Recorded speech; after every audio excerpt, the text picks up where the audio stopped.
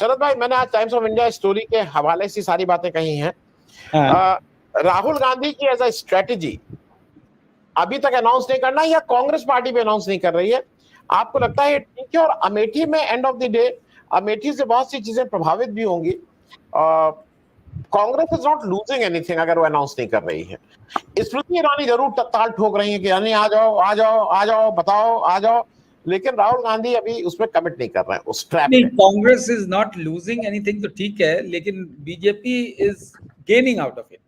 ये जो कांग्रेस का ढुलमुल रवैया है वो, क्योंकि कोई मतलब अमेठी को ऐसी जगह तो है नहीं जिसके बारे में आपको सोचना है इसको लड़ा दें। अब उस चक्कर में वो रॉबर्ट वाड्रा वाला भी एक आ गया एंगल, तो वो अच्छा नहीं है कांग्रेस के लिए। तो इसलिए जरूरी है, क्योंकि अब अगर अनाउंस नहीं करेंगे तो कब करेंगे।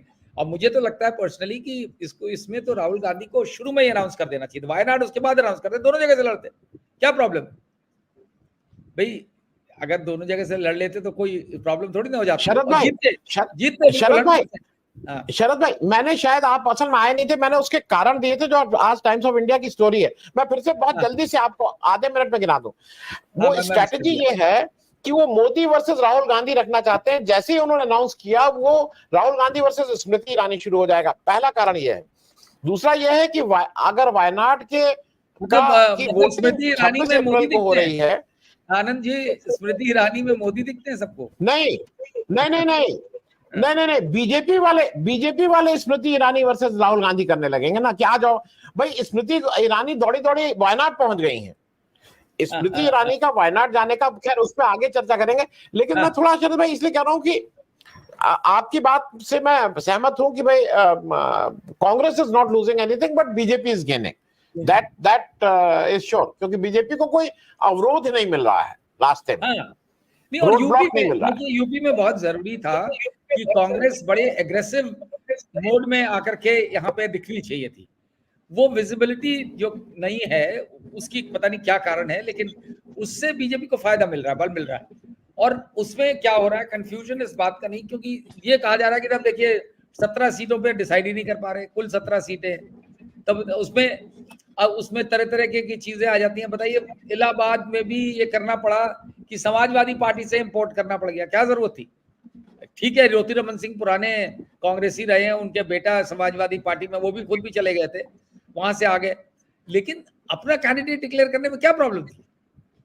तो इसलिए क्या हो रहा है, that is why I am saying कि उससे अल्टीमेटली नुकसान होगा कांग्रेस पार्टी का। और कांग्रेस पार्टी का नुकसान का मतलब है कि लोकतंत्र कमजोर होना, बिकॉज बीजेपी का तो मकसद ही यही है कि कांग्रेस पार्टी को वाइप आउट कर दे। वो पहले तो कांग्रेस मुक्त, अब तो खैर वो विपक्ष मुक्त चाहते हैं, टोटल विपक्ष मुक्त भारत चाहते हैं। यहाँ पे रशिया या कोरियन मॉडल, रशियन मॉडल, यही सारे मॉडल्स देखे जा रहे हैं। तो इसलिए बहुत जरूरी है कि कांग्रेस को जमीन पे विजिबल होना चाहिए यूपी में। और चाहे वो प्रियंका गांधी और जगह गई है, भाषण देकर के आई है, बड़ा जोरदार भाषण दिया है, वो यूपी में उसकी जरूरत है। मुझे वजह नहीं समझ में आती है कि क्या कारण हो सकता है इसका।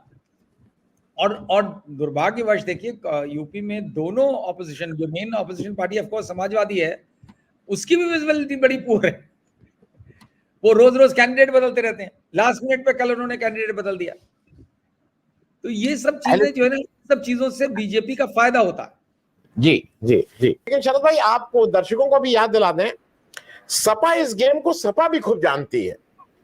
अगर 2012 में जब अखिलेश यादव जी अपनी सीट छोड़ते हैं, कन्नौज की सीट थी अगर मैं गलत नहीं हूं तो, और मुख्यमंत्री बनते हैं, उस समय डिंपल यादव जी वहां से बाय इलेक्शन लड़ रही थी, और कांग्रेस के कैंडिडेट की ट्रेन छूट गई या कुछ ऐसा हो गया था, मतलब ट्रेन छूट गए, या उनके पास टिकट का पैसा नहीं था, या कुछ इस तरह का एक्सक्यूज था, उनके पास जेब में उतना पैसा नहीं था, पर्स गिर गया था, या कुछ या मतलब कहीं कुछ उनका ऐसा हो गया था कि वो पहुंच के अपना नॉमिनेशन नहीं फाइल कर पाए थे। और 2 इंडिपेंडेंट थे, वो कैसे मैनेज किए जाते हैं, उस समय तो ज्यादा आसान था, अब तो थोड़ा और, अब तो और आसान हो गया है। तो ये सपा ये जानती है, ये सपा ने उनके साथ नहीं किया है डॉक्टर राकेश पाठक, सपा भी इस गेम को खुद भी खूब ठीक से जानती है। तो मैं शरद भाई, एक तो उसका आपको याद दिला देना चाहूँ, आपको जरा उसके बारे में भी थोड़ा बता दीजिएगा कि जब सपा ये सब करती है तो सपा को ये समझ में आना चाहिए कि उसके वोट का नुकसान उत्तर प्रदेश में भी होता है।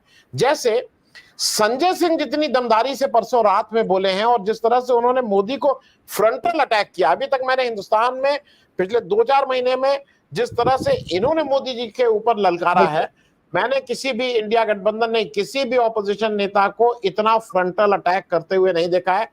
मैं इन दोनों चीजों पे आपसे लूंगा कि अगर खजुराहो से सपा ने का कैंडिडेट का वो रिजेक्ट होता है, जो ऑलरेडी एक बार की विधायक रही हैं, उनके हस्बैंड विधायक हैं, इसमें आप कोई एक्सक्यूज देते रहिए, चिपकेगा तो यही कि आपने जानबूझ के वॉक ओवर दिया है। और इसलिए इसी जी जी यही माना जाएगा, स्पेशली ये बिल्कुल यही माना जाएगा जो आप कह रहे हैं आनंद जी, बिल्कुल, क्योंकि ये जिस बैकग्राउंड में आप देख रहे हैं और जिस तरीके का माहौल बना हुआ है, जहाँ पे ये माना जा रहा है कि राम गोपाल यादव जो सिर्फ चाचा नहीं है अखिलेश के, उनके फ्लैग फिलोसफर, गाइड और पार्टी के महारथी सबसे बड़े वही हैं। तो वो गाइड करते हैं अखिलेश को, अखिलेश टोटल उनके गाइडेंस पे चलते हैं। जो पिताजी से भी झगड़ा हुआ था उसके पीछे भी उन्हीं का हाथ था, यही माना जाता है। उनके बारे में ये माना जाता है, दिल्ली में खबर भी छपी है इस बात की कि वो रात बिरात गए थे मिलने अमित शाह से और कोई डील स्ट्राइक हुई है, ये खबर छपी थी बाकायदा। तो अगर इस तरीके का हो रहा है तो फिर किसको दोष दें? क्योंकि अगर आपको नहीं दिख रहा है, क्योंकि मुझे नहीं लगता है कि ये बात पच नहीं सकती कि कैंडिडेट के दस्तखत रह गए इसलिए नॉमिनेशन नहीं फाइल हुआ। ये तो मतलब ये तो मैनिपुलेशन भी बड़े भौंड पने का मैनिपुलेशन है।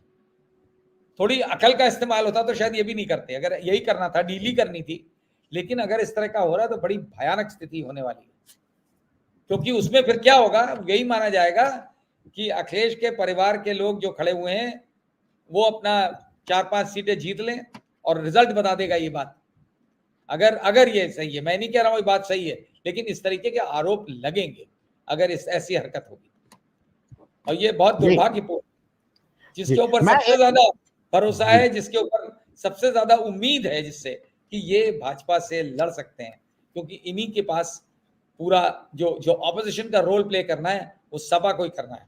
और ये हम बिल्कुल देख रहे हैं कि सपा का रोल शुरू से बड़ा कमजोर रहा है, उस तरीके की एग्रेसिवनेस नहीं है अखिलेश यादव में जो उनके शायद पिता होते तो वो उनमें दिखती। पिता और बेटे में जमीन आसमान का फर्क है जहां तक पॉलिटिक्स करने का सवाल है। और इसमें मुझे नहीं लगता अगर ऐसी स्थिति बन रही है तो फिर बहुत ही खराब सीन होने वाला है। जी जी।